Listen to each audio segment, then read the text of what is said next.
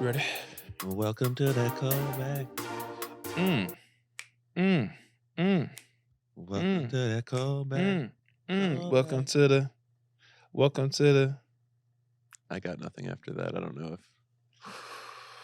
No rhythm or blues, huh, brother? I got blues, no rhythm. Welcome back to another episode of Thine Callbacks. I am Dan. I am Sam. Danny Sellers and Sam Salem, your Yes, hosts. sir. We're here with you. Live from New York. It is Saturday night. We are here with another episode where we look at some fun dates. Usually we're with a guest, but today This is pure, raw, uncut, unfiltered. And I feel like every podcast, every dude podcast, uncut, raw conversations about masculinity and, no, there's no guests today. It's just us two hanging out, kicking it. We did a remote episode. Maybe it was last week, maybe it was 2 weeks ago. Who knows? But depending on when you're listening to this. So we wanted to get back to the studio and just be friends. be friendship, sunshine, rainbows. Trying to build a Also, all my empire. fans are just saying we want more Danny. We don't really care about other Yes. people. Yes. I've gotten a lot of feedback that were like, No, what's tough is a lot of my friends who listen to the podcast, which shout out, you know who you are. I love you guys. A lot of them say like, I love when Danny makes you feel guilty for being a white person or tries to convince you. Me too. And I'm like, he doesn't need to try. That's just this factory setting that is happening. But that's their favorite part. So apparently I got to encourage you to keep doing that, which is horrendous for me. It is what it is. Shout out to all the nice white ladies that follow Sam. Y'all been following me, getting my followers up. I appreciate it. Yeah. Thank you. Get your weight up. Get your followers up. I hate content. I hate social media. We were talking about social media before. I hate this, but also I feel stupid complaining. I was listening to some other podcaster or comedian. It was Mike Falzone actually. He tweeted it. Shut up. Like, just people complaining and bitching about social media and having to post. It's like, dog, at the end of the day, as much as I hate it, we just talking about this, and I feel maybe condescending saying it now on air, the opposite. It is like, it could be way worse, Yeah, there's people who are like having to work the farm. Fact. There's people who got to actually like grind out the trenches, and it's just like, I got to post 3 reels a week. Yeah. Also, it is fun. I was just at the grocery store with my wife, and we hit the checkout line, and the woman working was like, "What grade you teaching these days?" And I'm like, "What?" She's like, "I follow you," and I was like all excited to see me, and it was a cute little moment. What'd you have in your basket? Do you have anything in? We were going to meet some friends for a brunch, so we had a little charcuterie board, little chips, little guac, on brand. a little sparkling wine. Oh, Getting a little crazy with it. Yeah, and then afterwards, my wife told me that I was trying to be too cool, and Lucy, I was not being too cool. Shout out to Lucy. I was normal. I was like, "Oh, thank you so much for supporting. What's your name?" And I introduced myself, and I said, "You're great." You want a picture? I never asked, "Do you want a picture?" Because, look, it doesn't happen every day, but I do get recognized from time to time. Damn, bro, you tight, bro. This is crazy. Look at this fucking guy. Calm. Damn. And, like one time, how you be acting like, oh, that's crazy. Oh, you know me? That's crazy. Where you know me from? You think you know me? I do get pretty awkward. Well, the reason I don't ask for pictures is because I don't think anyone would want a picture with me, and especially after one time this kid came up to me and was like, "Hey, you're that dude from TikTok," and I was like, "Oh, yeah, I guess." Yeah. And then they just stood there and stared at me. Nice. And I was like, I just wanted to like kind of put an end to the conversation. Not like I want to get out of there, but it wasn't going anywhere. Yeah. So I was like, "Well, thanks for following me." And they said, "Oh, I don't follow you." Nice. And I was like, "Okay, well, floor page vibes. That's crazy." Yeah. So I obviously I'm not actually like, I feel like if you're a real celebrity, if you're like, I'm trying to think of somebody. I don't know. If you're Conan O'Brien, you're like, yeah, I don't envy. "Hey, you want to take a picture with me?" But me, they're probably just more like, "I've seen you on social media. I know you." So I'm just like, "Hello, nice to meet you." Yeah, I don't envy fame at all. I don't envy fame, being famous. Yeah, it's tough for us. Just kidding. I just want to be like paid up and then maybe get some love after a show. Like, cause I do be getting a little bit of love after shows. But means, and I've seen it. There's been, and it's crazy because I don't. Danny's got some riz too for all you kids out there. Because I've been on some shows where there's some people who are they're very eager to meet him afterwards. Are you lying?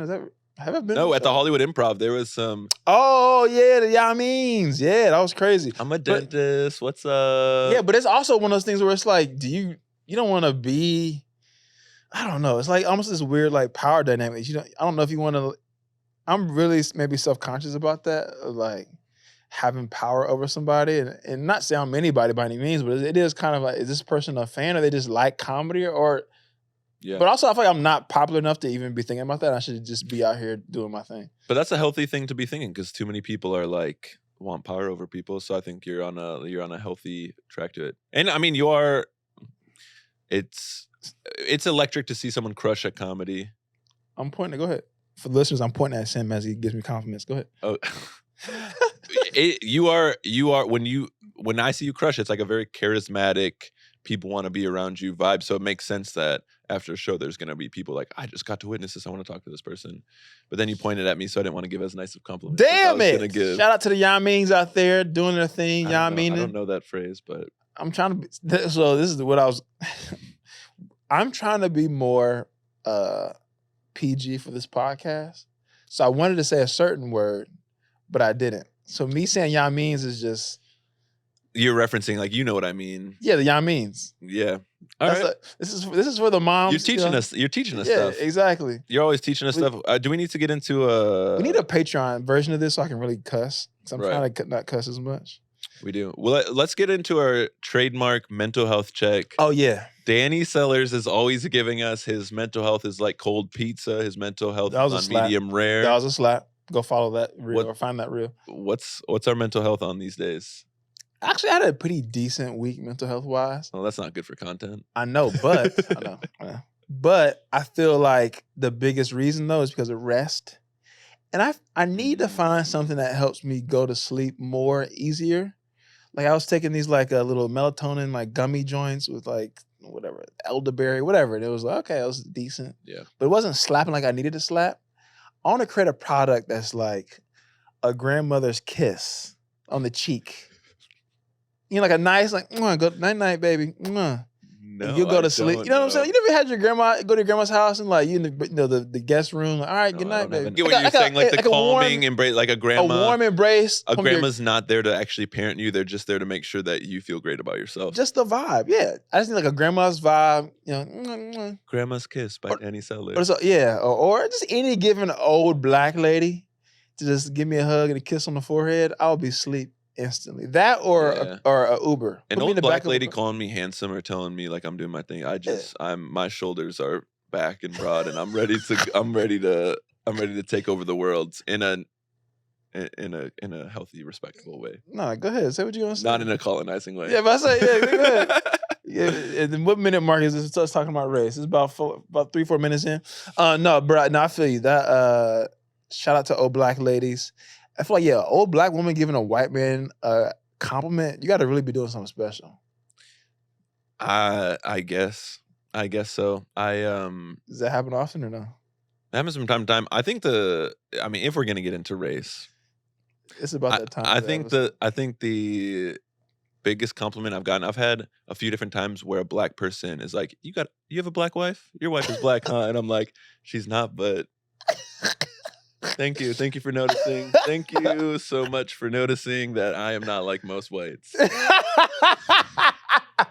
So that honestly is, I could have the deepest, darkest sickness ever, and if someone comes up to me and is like, "Oh, your wife is black, aren't they?"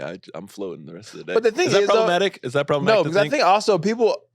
It's this thing where white people can do one thing with a little bit of flavor, and they're like, "Oh, that's crazy!" Like one white person can like do the heel toe once. Like, oh, that white boy got swag. Oh my God, this is tight. It's like he do one little decent dab. Oh, he cool. He go to the cookout. It's like that's why we got in this position in the first place. Is white people do one little cool thing. Like, oh yeah, we trust him with our land and everything else. It's fucking, you know. But No, shout out to Race. I don't. Yeah, Yeah. We were keeping it light. I feel like my mental health is on.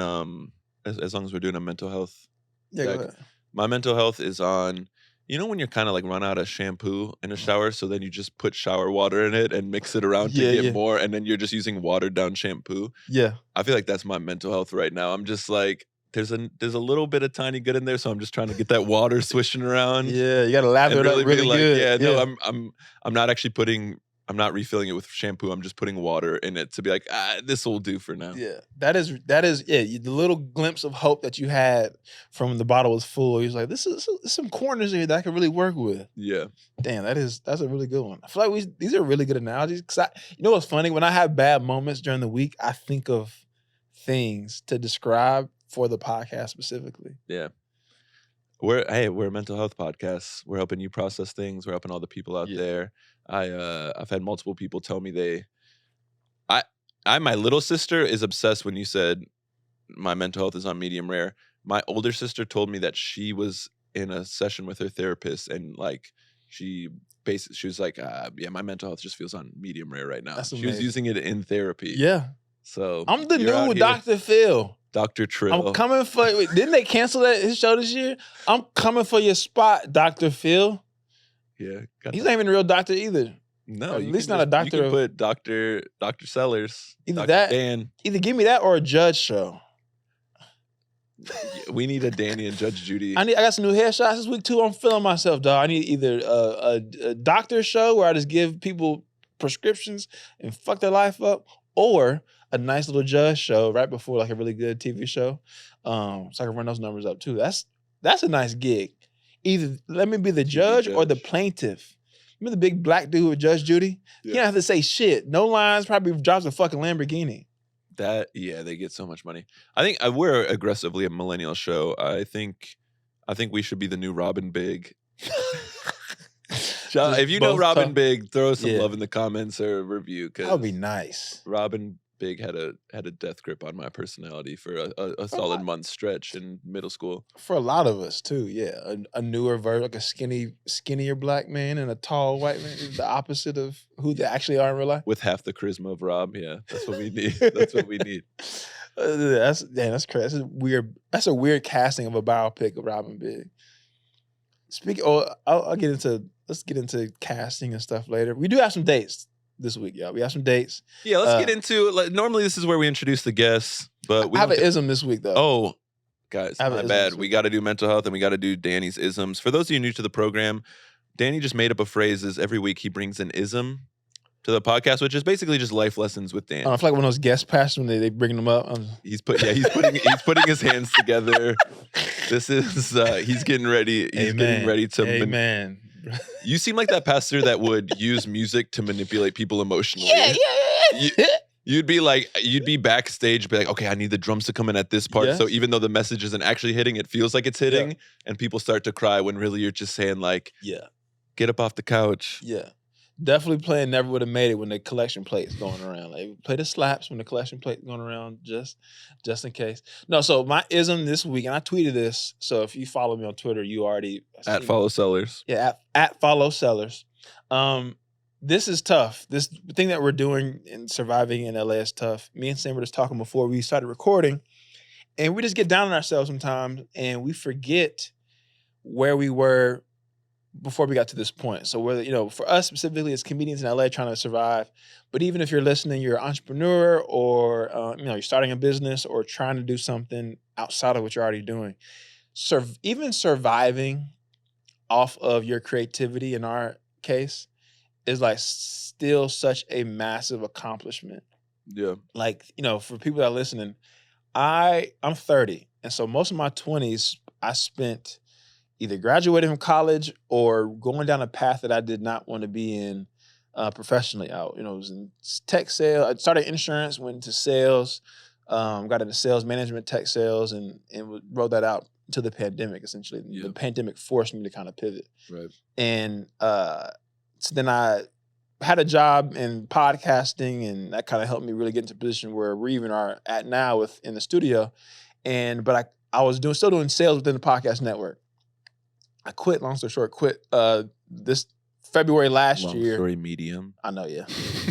we only fucking 6 minutes. No, I'm 50 loving this. Keep it going. So I quit my job last February and went into freelance producing. INDEP. Yeah, and it's hard. It's a grind. And it's been really, really tough financially. I had built up a lifestyle that allowed me to X amount of things, drive this car, have this apartment, and, buy shoes whenever I wanted to, whatever. Right. But this last year of just surviving and not necessarily stunting or thriving has still been one of the more rewarding years of my life. And while it's also been one of the challenging years of my life. And I, even now, kind of getting to the point where I'm finding prospects to make life easier with gigs and people that I can work with now. So, okay, I'm going to be back financially soon. Yeah. It's been just like a blessing and like a crazy thing to think about. Like, damn, bro, 2 years ago, I wouldn't have fathomed surviving in LA for over a year without like a sales job, but like just off of freelancing and gigging. So for everyone, whether you are in LA, you're a creator or you're an entrepreneur in Middle America, you're trying to open up a fucking donut shop, coffee shop, whatever, to eat mowing lawns, even just surviving off of your brain power without the structure of a 9-to-5 is a massive, massive, massive win. Right. So that was it, really. Yeah, no, I think that's an important thing because in today's Instagram philosopher society, it's like you got to quit your job and make millions and be this, and it's like that's not how life works. Like, this isn't the 1950s where like you have to own a home and have this, and this to be happy. So I think too many people get caught up in and I was that person who's like, well, if I'm going to start comedy, how am I going to be a successful, famous comedian? It's like, well, you're trying to get from step A to step Z, and like I think people don't celebrate like. Yeah, surviving off your art, like, you don't have to be making 7 figures a year. Like, that's a huge win, especially when, you've only been, it's just been a year. Like, you're already laying that foundation where you got such a higher ceiling to go. So we're all about celebrating the victories in life here. This just being able to pay your rent or part of your rent, or start something small. It's like, fuck, I could pay my phone bill off of jokes or selling coffees or flipping t-shirts. Like that's a win. You know what I'm saying? Like those little small things, I can pay my child support off of whatever, or I can fucking put gas in my car off of whatever. Like those little things. And you got like 11 kids running around. So right, yeah, exactly. Yeah. Me, I stay with a kid. No, shout out to all the kids. I'm entering my stepdaddy season too, by the way. If anybody needs a good stepdaddy, holler at me. Any late 20s, early 30s moms out there who needs a good stepdad. Yeah. Talk to Danny. Yeah, I could be a great stepdad. Yeah, I'd play catch with you in the yard. I want to joke with you. You can't. I can't joke with you like that. Go ahead. I'm sorry. What's the next segment? Well, this is usually where we introduce a guest, but this is just pure unfiltered Danny and Sam time. Raw, uncut, unfiltered. We're talking about our guest today, standing at 6'3". Not gonna say his weight because I don't know it. 200. Number 46 in the Elon programs. Number 1 in our heart. Disgusting. Danny Sellers. And me, it's your boy Sam Salem. I'm out here getting recognized at grocery stores. It is what it is. Was it Irwan or was it? It was Savants. It was just I'm a man of the people. Okay. All right, I'm a man of the people. Nice, Jasmine from Torrance. If you're listening, we love you. You're a real one. You're a real one, Jasmine. All right, let's get into some callbacks. Podcast all about dates. Usually we're walking through entertainer, actor, comedians. Past, give him some dates, but today we're just gonna do some just dates. Well, you're the one who came up with the dates. Yeah, we're just gonna Hollywood. I feel bad. Some Hollywood dates. I feel bad because you're always doing all the research. So I say, you know what? Let me do a little bit of research. I'm absolutely chuffed. You did some research, buzzing, bro. Look, bro, we got a couple little dates. I can't see. I'm going back and forth between like young and old English lady. So I'm gonna just be myself. But anyway, so movies. I've been watching a decent amount of movies, not a crazy amount, nothing. But you're a big movie guy. I do like watching movies. I like watching them at the crib more than going to the theater. Mainly because we live in LA and the theaters are just hectic. Like it's parking garages and it's not like Midwest where you can pull up. It's a big ass parking garage. I mean, parking lot is free. You can just kind of go. Yeah. Movies are great. I'd way rather watch a great TV show over a great movie. Today's TV, yes. Like today's style of TV where it's low-key a movie, each episode is just high production value. Yeah. Yes. I guess a lot of TV shows today are just like 8 episodes broken into 45 minutes. Like, okay, this is just a long feature. Facts. Yeah. With longer arcs and all that shit. I want to fall in love with the characters. I want to, I want to feel like they're my friends. We can go to what we're watching after this. So I think I only have 2 dates. So first date, the movie Air just came out. Yeah. That's not a date. Yeah, I know. I don't know how to do this, so I'm gonna just say the date. April 1st, 1985.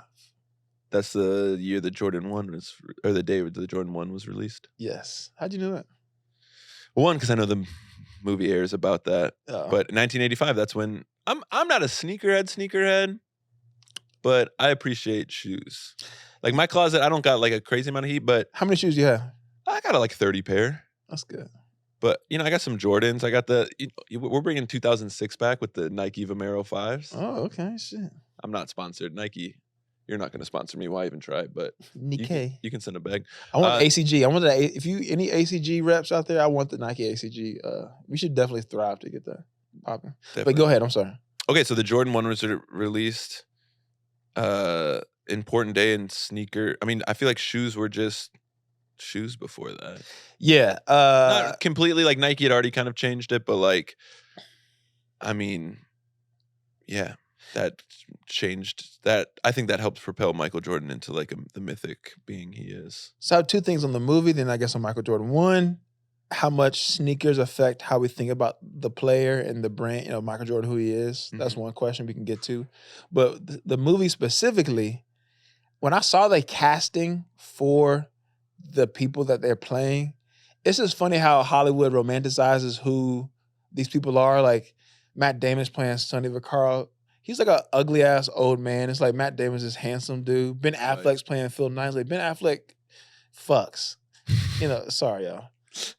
That's not. I mean, yeah, his recent entanglements were like Ana de Armas and J Lo and right, bro. Jennifer Like Gardner. He's he's a solid white man.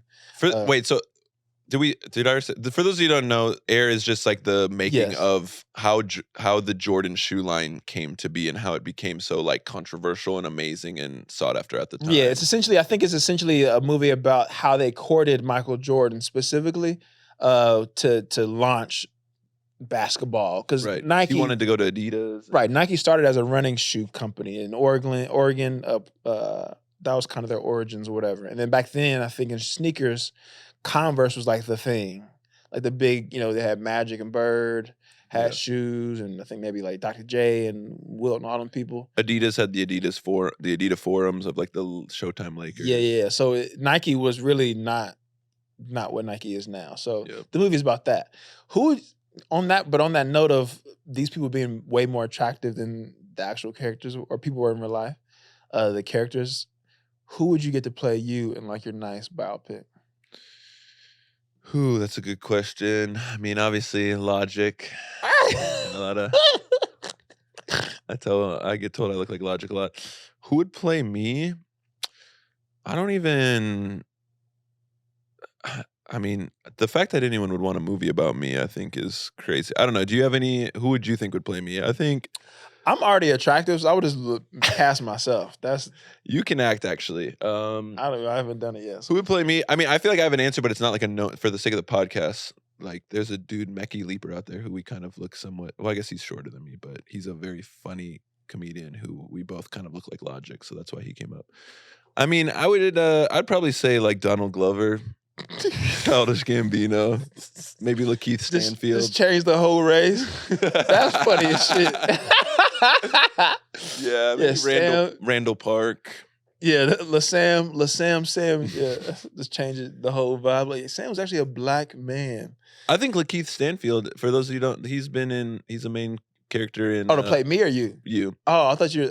No, I was saying me at first, jokingly, but then I thought about it. You guys are both like. Yeah, that'd be tight. Skinny, kind of athletic, but kind of lanky. Yeah. Lakeith Stanfield's from like Atlanta and Bullet Train and a bunch of big. Yeah, I Who's playing you? Who's playing me? Yeah, other than yourself. I really think it would just be. I don't know.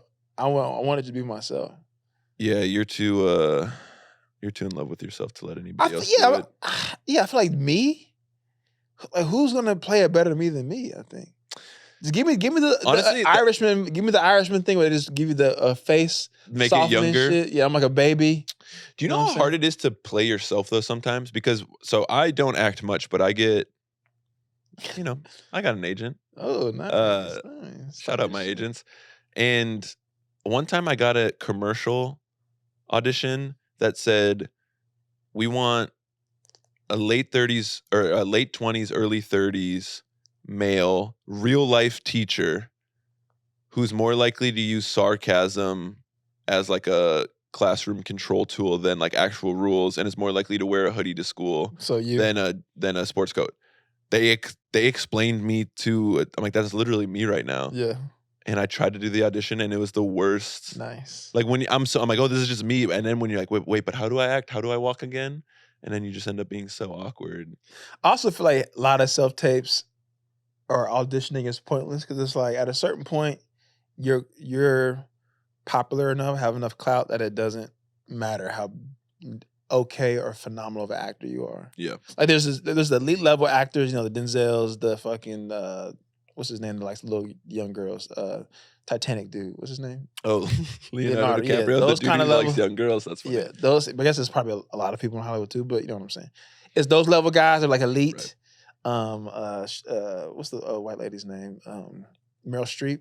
Sorry, I feel the GOAT. Yeah, but like elite, those elite level people, yes, they're great.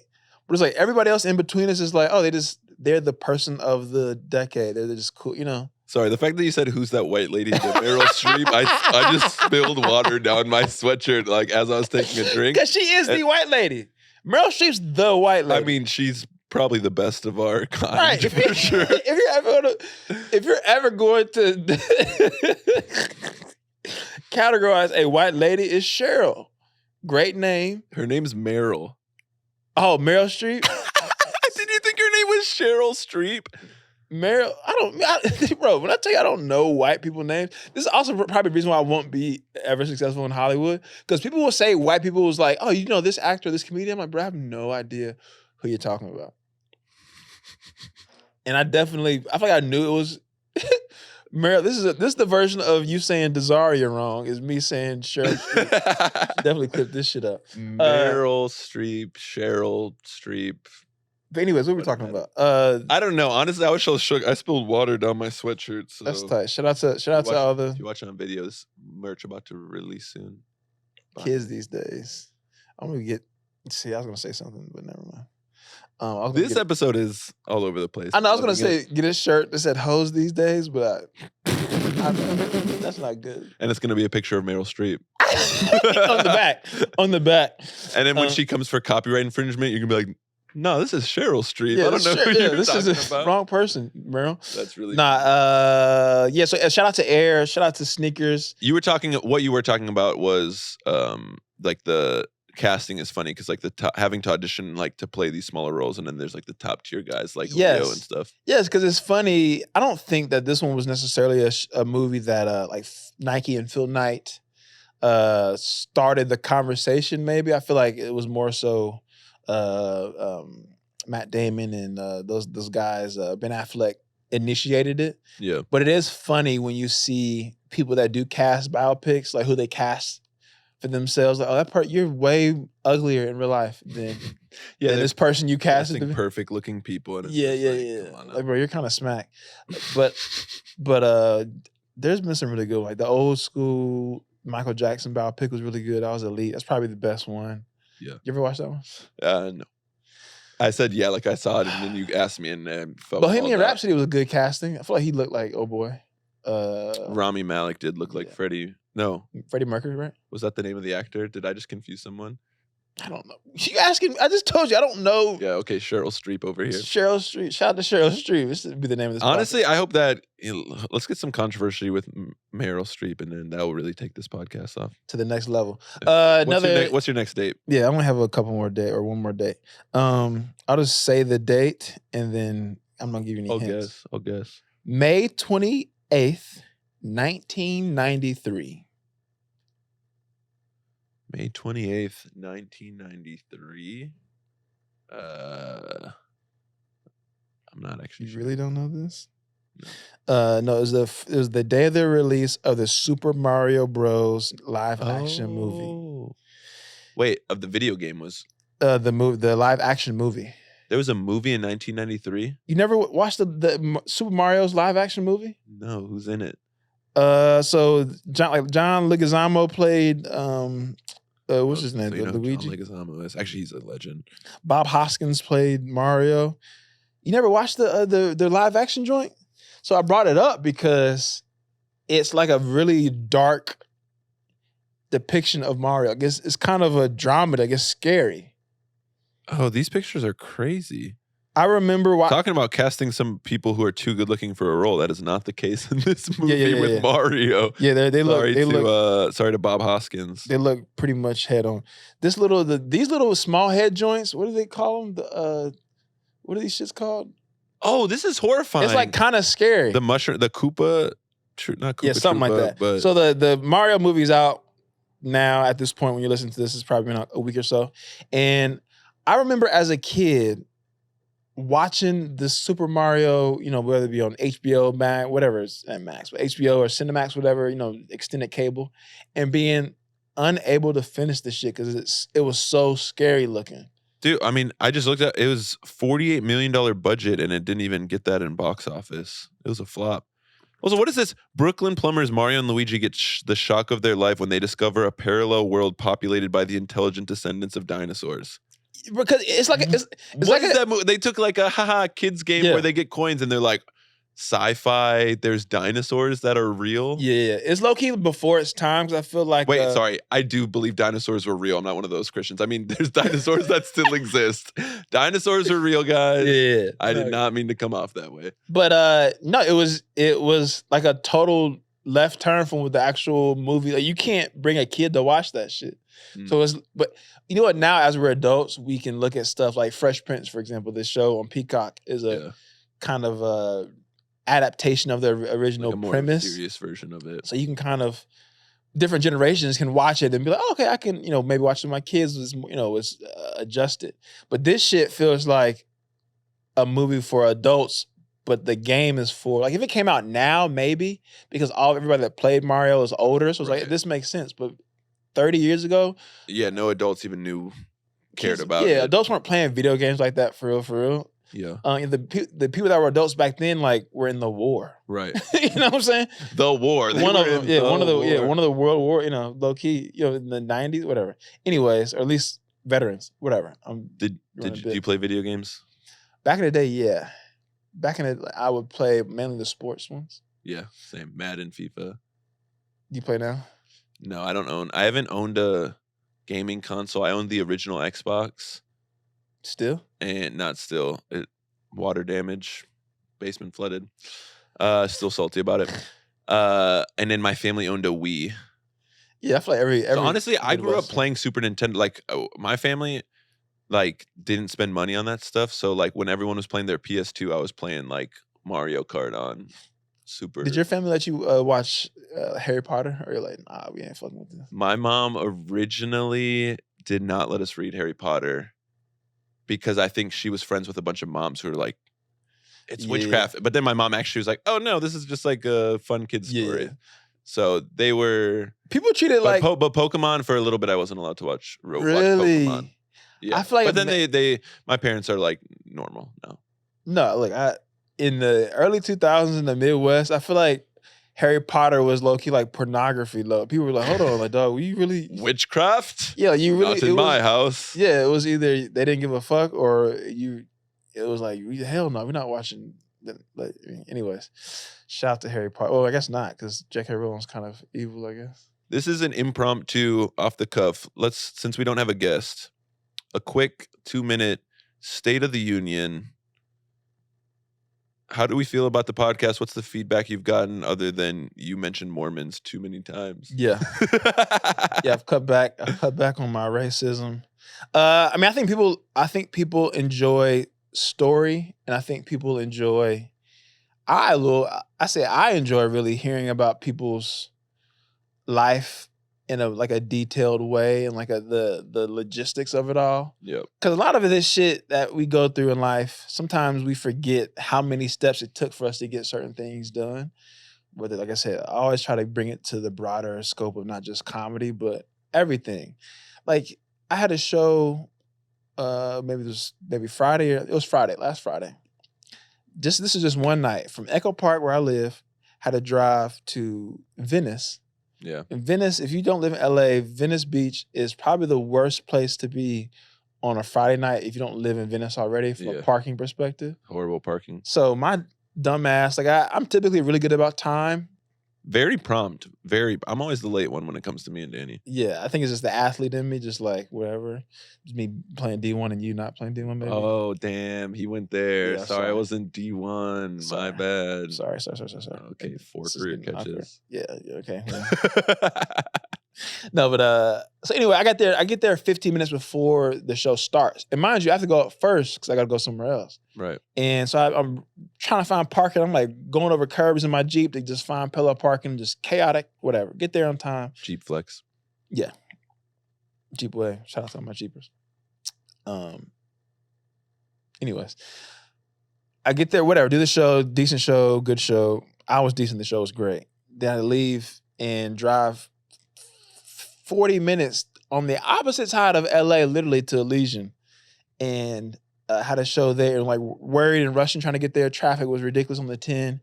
And I say all this to say, just to be able to do this thing we love in one night, the stress it took for me to drive other side of town, find parking, rushing, going over curbs, then to even, at that point, then to do my set, to then get back in my car, rush, dodge traffic to get to this other spot.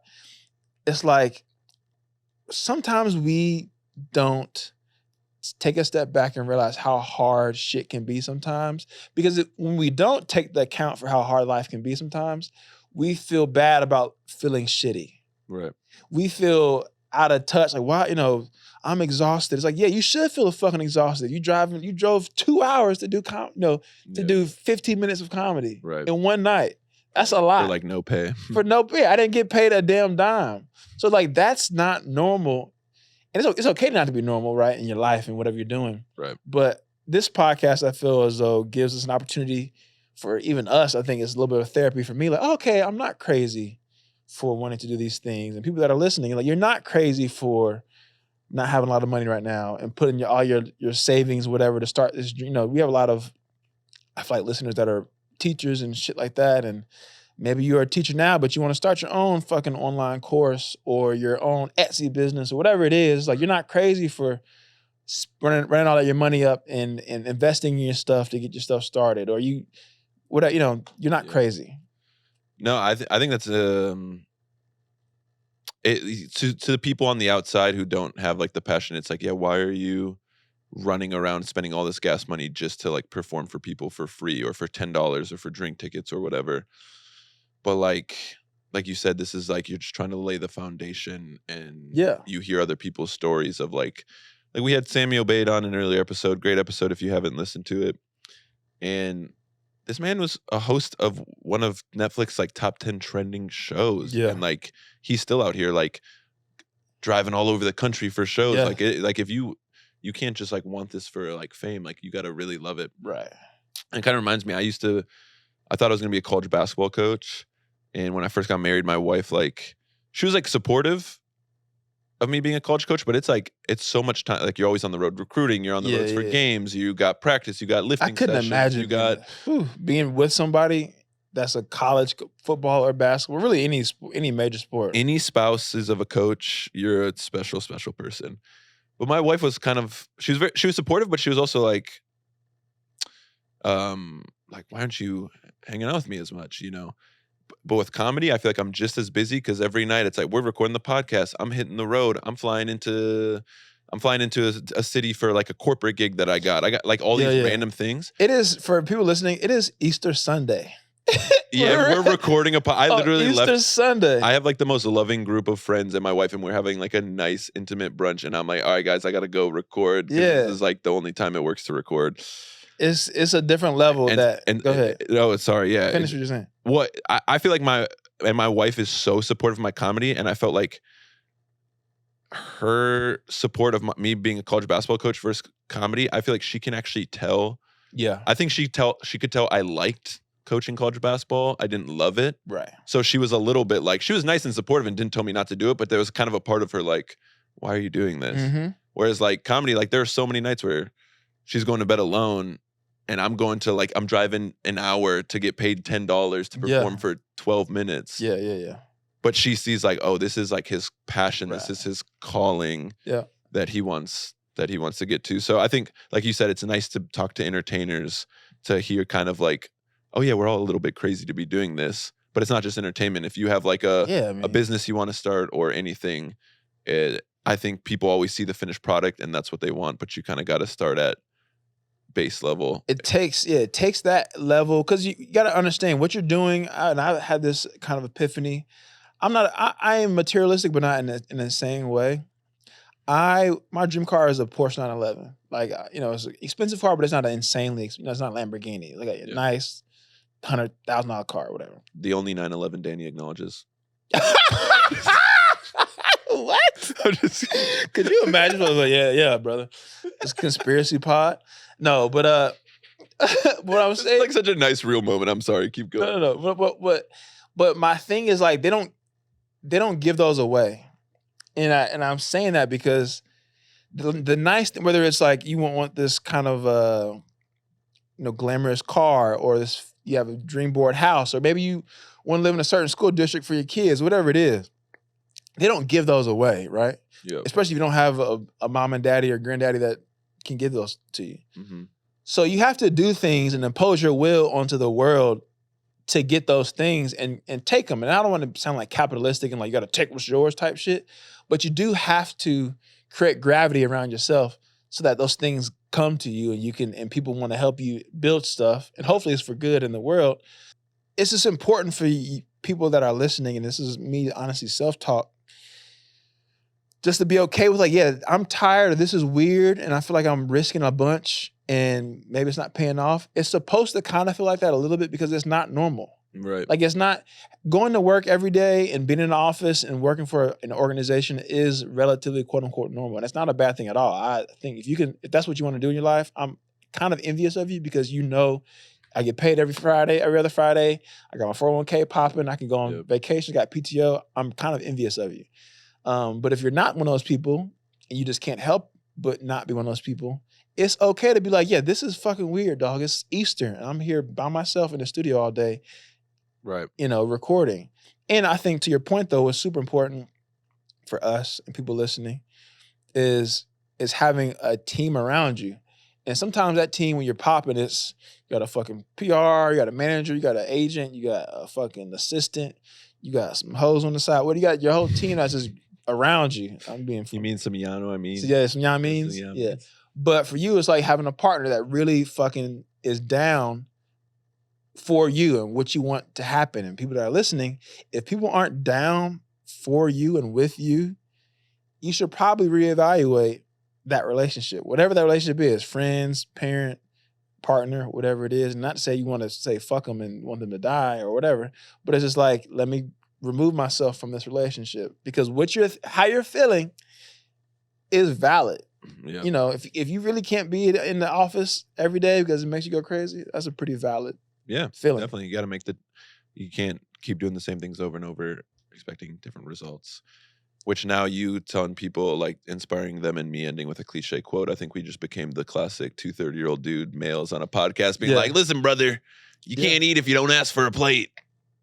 But that is very manscapey. Shout out to we didn't have a guest and we just turned into like the classic. Cause we be going through it, dog. We be going through it. We both and we also have a life going in on the the fucking through line of everything. As we started this podcast, his life has been really, really crazy for the both of us. So it's just there's some, we're not going to get into it, but there's some crazy personal stuff that we both been going through, and that's why mental health is on medium rare. That's why it feels like I'm adding water to the shampoo of my. Sam killed a guy. I'm just playing. Could you imagine if we just both? Well, it was actually a bus full of. That's all jokes. All right, that's been our save the date. Going through dates. Yeah, that's it. That's it for that segment. And this is normally when we say goodbye to the guests. This is how I want to close out. I want to talk. We both live in LA. We both work in entertainment. I know you deal with some real deal celebrities on a weekly basis. I am so bad at meeting celebrities or like prominent people. Even like, still, after doing comedy and like clubs and shit, bro. Like, I don't know what. I'm just an awkward person. Like at the beginning of this podcast, but I've even been awkward. Like when I'm being the one recognized, I'm not even good at it. But like, for example, like, so Mario Lemieux, one of the greatest hockey players of all time, played for Pittsburgh. I'm a big Pittsburgh sports fan. I used to like pretend to be this dude in my like driveway playing hockey. I ran into him at the airport and I tried to say hello to him and I physically choked. Not like, I choked saying hi to him. Like, I really messed it up. Like, I literally tried to say hi, and it just started happening. This motherfucker got feelings. Like, and I got two in my head. Okay, another time, I'm leaving Austin, Texas, during South by Southwest, which is a huge music festival, film festival, this past year. Conference. This was a couple years ago.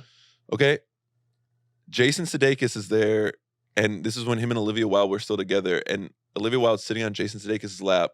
Like as far away as we're sitting right now, like a couple feet from each other. And normally I'm not trying to say hello to celebrities because it's like they get bothered enough. But Jason Sudeikis grew up with my cousins. Like they're friends with him. Okay. Not like best friends, but they're like friends with him. And also he doesn't give a so he won't give a fuck. Well, go ahead. I'm sorry. You go finish the story. I at least had a connection, and he's also from the same hometown as my wife. Like and my cousin. So I'm like, so I text my cousin, I'm like, yo, I'm sitting next to Jason. Should I say hi? They're like, yeah, definitely we say up. Like one of my cousins like will visit him every once in a while. Yeah. So I at least have a connection. He's sitting, but I get too nervous. And so finally I'm just like, just say hi. He's sitting 3 feet from me and I go, Jason! Like I shout at him and he gets startled. And Olivia Wilde like looks at me and just like rolls her eyes, stands up and walks away. Which honestly, I think I might have led to their divorce because that was probably the moment they were having together. And then this weird redhead broke up a moment where they were finally reconciling. Anyway. That's funny. And so then he's like, hey, and I'm like, my wife and my cousins are from your hometown. I mean, my wife isn't my cousin. And he was just like, leave me the fuck alone, sir. And it honestly felt like I was talking to him for 10 minutes straight. And he finally just goes, what's your name, bud? What a nice. I looked at the clock. He was so nice. And I looked at the clock and 45 seconds had gone by and it felt like an eternity. One time I saw Steve Nash running and I tried to say hi, but then I felt awkward. And then I was like, Steve Nash, you're the man. And he just went, okay. And just kept walking. Can you imagine? But it's because I interrupted him doing something. The dude who should have only have maybe one MVP. I'm like, bro, shut the fuck up, Steve, and acknowledge me. You fucking Canadian. Dude, maybe the worst one. This guy isn't like famous, but okay. That would have pissed me off. I'm like, Steve, relax. Relax. No, it was because I interrupted. He was not in the wrong on that one, but maybe Kobe should have got one of those. Right, that's what I'm saying. Yeah, fuck you, Steve. Okay, this last one. So I get flown in for this social media shoot for this company, like doing this social media campaign. And there's this host for it, and it's like me and, God, I just remembered another one. It's me and Jalen Rose, who are like in the shoot. With Jalen Rose, NBA player, Fab Five, great commentator. Best hairline. Touched by God. Him and Paul George have elite hairlines. Yeah. This is even the story I was trying to get to, but even meeting Jalen Rose, so we were both, there's 2 separate episodes, and somehow we were both the celebrity guests for like the episode. Like he was one and I was one. On the same episode or separate? Separate episodes, but they filmed it was the same location, so they filmed his first. He doesn't know who I am. Of course not. Nobody does. And except for the white ladies at Vaughn. But everyone's kind of crowding him, and I wanted to meet him, so someone was like, oh yeah, and Jalen, this is Sam. I'm like, yeah, I'm the episode after you. They just really wanted to, I tried to make a joke. I was like, they really wanted to take the celebrity to the next level after your episode. And then I kind of like patted his shoulder as I said it. And he looked down at his shoulder like, who's this man and why did he just touch me? And so like his team kind of like came and like kind of like got me out of the, not like he wasn't big timing. It's just they closed the circle. It was like, it would have been a funny joke if it landed. It just did not land. So they kind of just were like, we're going to walk this way now. That's not even the story I was trying to get to. I have so many of these. This is at that same event. So much. The host, you can cut half this out if you need to.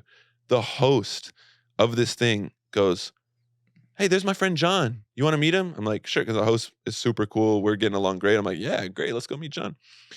And this guy starts talking, and he has like a very like distinct low voice. And the host was like, "Did you ever think about doing like growing up? Did you ever think about radio? Like you really kind of have one of those voices." I'm like, "Yeah, man. You know, there's so much money in voiceover work. Like my friend just did like a 30-second Uber commercial voiceover. Showed up for like just showed up, recorded it, $20,000." And he's like, "Oh, that's interesting." I walk away and I'm like, "Hey, who was that, by the way?" She's like, "Yeah, that's the CEO of AT&T." This man's net worth is $50 million or something. I mean, something like that. And I'm sitting here talking to him like, 20,000. You can make 20,000. He like blinks it's Dragon Ball Z. 3,000.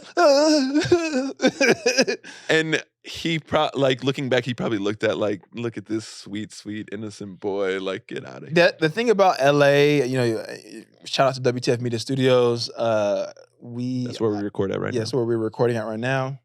Beautiful, right off Hollywood Boulevard. If you need a podcast recorded, pull up on us. You might meet me in real life. But I've met some really famous people, and most of our clientele is Black. So people that I know more so, like this producer who's really popping now was here last week. Hit Boy and DJ Drama, like really like massive names. And some people like that, a lot of times that are like really, really doing their thing, are the best. Because they're just like, they're so successful and so like in it and actively producing and doing their thing that is just, they have a certain level of humility. Right. Because they are so vulnerable with their work. But some people that are maybe, you know, on the slight decline or whatever, not even just here in the studio, but just even stand-up wise too. It's like, it's been how long since you did what? Or you know, they maybe just got on. They have this like bitterness.